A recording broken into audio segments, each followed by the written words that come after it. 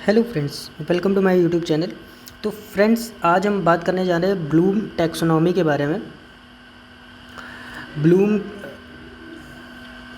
एक साइंटिस्ट हुए हैं जो एक साइकोलॉजिस्ट हैं ब्लूम, जिनके बारे में ये ब्लूम टैक्सोनॉमी से एक क्वेश्चन डेफिनेटली पूछा जाता है कि ब्लूम टैक्सोनॉमी में कौन कौन से इंपॉर्टेंट पॉइंट्स हैं, किन किन बारे में बात की गई है कि और किन किन ब्लूम ने किन के पक्ष दिए हैं, कितने पक्ष दिए हैं, कौन से पक्ष को क्या बोलते हैं, इन सब बारे में आज बात करने वाले हैं। तो ठीक है, वीडियो को स्टार्ट करते हैं। Bloom taxonomy. तो ब्लूम टैक्सोनॉमी, पहले पॉइंट दिखाई दे रहा होगा आपको। ब्लूम ने अधिगम के 3 सिद्धांत, 3 पक्ष दिए हैं। अधिगम मतलब लर्निंग। अधिगम कभी कभी क्या होता है इंग्लिश मीडियम हिंदी मीडियम बच्चों को, अधिगम का हम इतना प्रॉपर हिंदी हम लोगों को इतनी कंटेस्ट नहीं होती है, हालांकि मातृभाषा हम लोग की हिंदी है, पर यहाँ पर इंग्लिश वर्ड का इसलिए यूज़ कर देते हैं कि कभी कभी कोई चीज़ इंग्लिश में याद करनी आसान होती है हिंदी की अपेक्षा, कोई चीज़ हिंदी में याद करनी आसान होती है इंग्लिश की अपेक्षा, इसी वजह से। तो आप बस आपके दिमाग में बनी रहे बात और आपको याद हो जाए, इसीलिए दो मीनिंग्स का यूज़ यहाँ पर कर दिया जाता है। तो अधिगम मतलब होता है लर्निंग। तो लर्निंग के यहाँ पर 3 पक्ष दिए गए हैं, 3 स्टेप दिए गए हैं। पहला है संज्ञानात्मक। संज्ञानात्मक मतलब कॉग्निटिव। अच्छे का पूरे वीडियोज़ में, हर एक वीडियो में संज्ञान शब्द का हर बार प्रयोग हुआ है। तो संज्ञान का अर्थ होता है बुद्धि अर्थात विवेक, यानी तर्क से कोई काम किया जाए तो इसको संज्ञानात्मक बोलते हैं। संवेगात्मक, इमोशन मतलब संवेग, हम किसी बात पर कैसा रिएक्ट करना है, किस तरह से रिएक्ट करते हैं, किस तरह से चीज़ों को दर्शाते हैं या समझते हैं, उसके बारे में जो चीज़ें होती हैं उनको इमोशंस बोलते हैं, हिंदी में संवेग बोलते हैं। और गत्यात्मक मतलब हैंड या कॉग्निटिव मतलब कोई काम अपने शारीरिक मतलब अपने शरीर से किसी काम को करने को क्या बोलते हैं, गत्यात्मक। शरीर से किसी काम को लेते हैं तो वो क्या हो जाता है, गत्यात्मक के रूप में आ जाता है। तो ब्लूम ने अधिगम के 3 पक्ष दिए। पहला है कॉग्निटिव, दूसरा है इमोशनल मतलब संवेगात्मक, और तीसरा है हैंड कॉग्निटिव अर्थात गत्यात्मक पक्ष। ठीक है, अब ब्लूम टैक्सोनॉमी है क्या, उसके बारे में बात करते हैं। तो ब्लूम ने सबसे पहला जो लॉ निकाला, सबसे पहली जो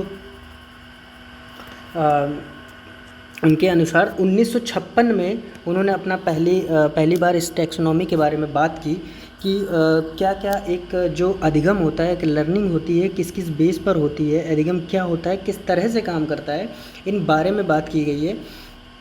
तो सबसे पहला पॉइंट यहाँ पर आता है नॉलेज। जब तक किसी चीज़ का नॉलेज नहीं होगा, knowledge. Second comprehension. Third application. Fourth analysis. Fifth synthesis. और 6 इवैल्यूएशन। इस 6 पॉइंट्स की यहाँ पर बात की गई है, जो कि यहाँ पे नाउन फॉर्म में है। किस फॉर्म में है, नाउन फॉर्म में है। और इन्होंने अपना रिवाइज्ड जो टैक्सोनॉमी है वो 2001 में दी। कब दी, 2001 में, जिसको वर्ब की फॉर्म में और जिसको याद करना भी आसान है। मतलब सबसे पहले यहाँ पर नॉलेज की जगह क्या हो गया, यहाँ पर रिमेंबर मतलब किसी चीज़ को याद रखना। अंडरस्टैंड समझना, जब किसी को याद करेंगे तभी तो समझेंगे। जब हमें कोई चीज़ याद ही नहीं आएगी तो हमारे समझ में क्या आएगी। जब तक कोई चीज़ याद करेंगे उसके बाद ही क्या होगी, हमारी समझ विकसित होगी। जब समझ आएगी उसके बाद क्या करेंगे, जब समझेगा अच्छा ये काम इस तरह से करना है, तो उस काम को क्या करेंगे, हम लोग अप्लाई करेंगे कि चलो करके देखते हैं। फिर एनालाइज करेंगे, अप्लाई करने के बाद एनालाइज करेंगे। एनालाइज मतलब हुआ कि हम देखेंगे कि इसमें क्या कमियां हैं, किस तरह से काम हुआ, किस ढंग से हुआ।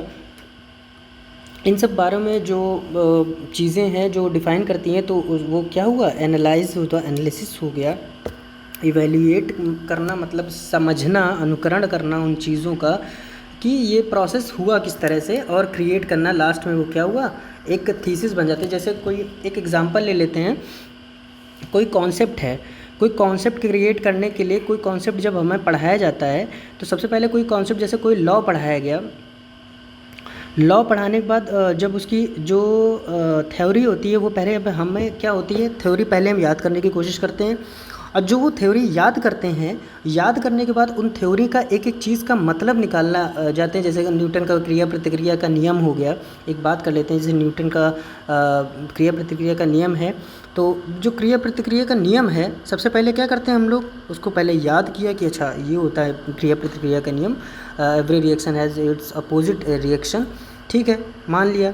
फिर उसको हमने समझा कि भाई ये किस तरह से होता है, ये अपोजिट रिएक्शन है। अगर ये every reaction has opposite reaction मतलब क्या हो गया कि जैसे हम ये किसी चीज़ को, जैसे एक पेन है, हम ये इधर है, एक पेन इधर पे है, तो हम जितना बल इस पे लगा रहे हैं उतना ही पीछे ये जा रही है। अगर हम इस पे बल लगाएंगे उतना पीछे ये जाएगी। मतलब अपना फोर्स पे एक दीवार है, दीवार को हम पुश करते हैं, तो पुश करने पे हम जितने बल से दीवार को पुश कर रहे हैं उतना ही बल वो दीवार हम लोगों पर क्या कर रही है, आरोपित कर रही है, मतलब रिफ्लेक्ट कर रही है। तो इस बात को हमने समझा।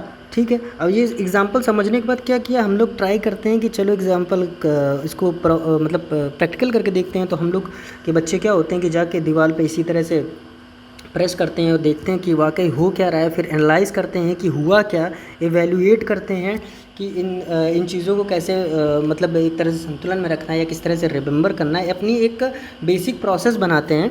और लास्ट में क्या होता है, वो कॉन्सेप्ट क्या होता है उनके माइंड में क्रिएट हो जाता है।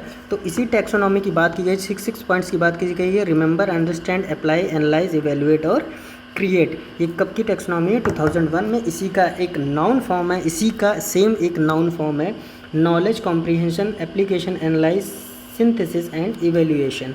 ये 6 पॉइंट्स हैं जो नाउन फॉर्म में थे, बट इनको और सिंपल किया गया 2001 में, तो उनको वर्ब फॉर्म में ले आया गया, जो कि आपके सामने है। पर इसमें एक डिफरेंस रखा गया, जो 1956 की टैक्सोनॉमी थी और 2001 की टैक्सोनॉमी है। यहाँ पर ये ग्राफ आपको दिख रहा होगा, यहाँ पर ये ट्रायंगल के थ्रू कुछ दर्शाया गया है। यहाँ पर सिंथेसिस अर्थात जो क्रिएट है, जिसको वर्ब में क्रिएट बोलते हैं, उसको सिंथेसिस को यहाँ पर नीचे रखा गया था।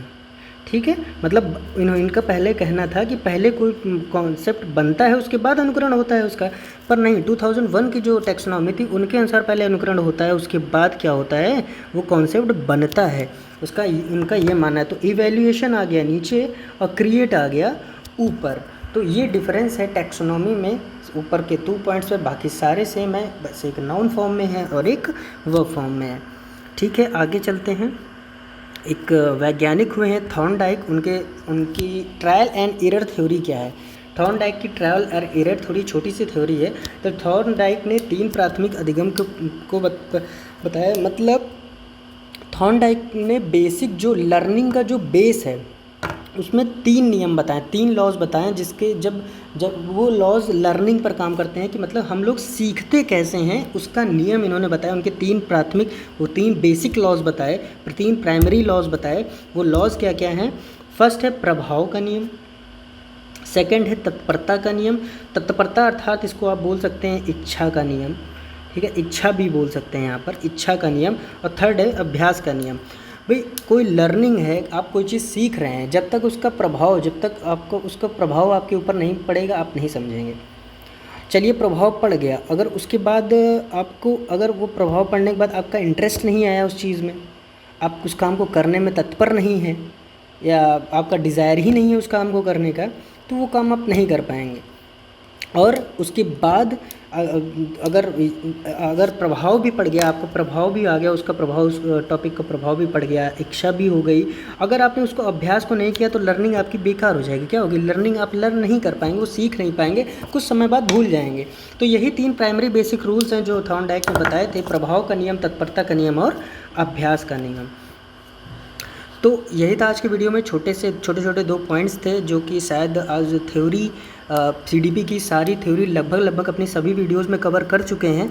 तो अगर अब इससे बाहर पूरी उम्मीद है कि नहीं आएगा।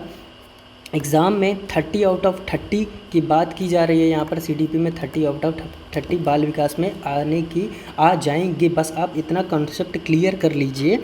बाकी एनईपी के बारे में अगली वीडियो में बात करेंगे, एनईपी 2022 के बारे में बात करेंगे, एनईपी 2020 के बारे में बात करेंगे, जिससे मैक्सिमम 2 क्वेश्चंस तो कंफर्म आते हैं। अब जो बेसिक लॉज हैं उनके बारे में अगली वीडियोस में बात करेंगे। तो बहुत जल्दी ये सीडीपी का सम अप होने वाला है। इसके बाद हम Hindi pedagogy, English pedagogy, maths pedagogy और इन्वायरमेंट मतलब ईवीएस पेडागॉजी, इसके बारे में भी बात करेंगे। उम्मीद है आपको वीडियो पसंद आई होगी। अगर पसंद आई हो तो please like, share and subscribe. Thank you.